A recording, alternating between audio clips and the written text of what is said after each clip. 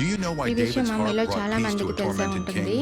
అదేంటి అంటే దావీదు రాజు సౌలు వద్దకు వెళ్ళి సితారా ఎందుకు వాయిస్తారనేది 1 సమూయేలు 16:16, 1 సమూయేలు 16:14, 15:23 మనం గమనించినట్లయితే మరి యెహోవా ఆత్మ సౌలు మీద నుంచి వెళ్ళిపోయినప్పుడు సౌలుని దురాత్మ ఆవరించడం జరుగుతుంది. అప్పుడు అతని సేవకులు ఒక సలహా అయితే ఇస్తారు. మరి మనమైతే 1 సమూయేలు 16:16లో మనమైతే మన యొద్ద నుండి ఒక సంగీతకారుణ్ణి నిపుణుడు ఒక మనిషిని మనం చూద్దాము.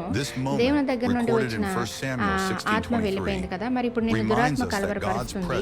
అతడు ఆ సంగీతకారుడు అతడు తన చేతిలో వీణను వాయిస్తాడు, అప్పుడు నీవు మెరుగు పొందదువు అని సలహా ఇస్తారనమాట.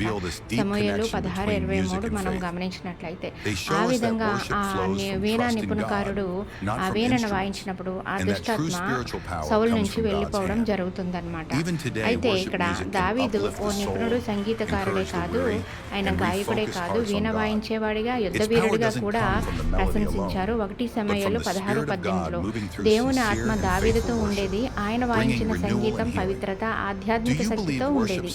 సంగీతం ఒక ఆత్మీయ చికిత్సగా పనిచేసింది. అది దుష్టాత్మ ప్రభావాన్ని తక్కువ చేసింది, సౌలు మనస్సుకు శాంతిని కలిగించింది. A heart surrendered to God.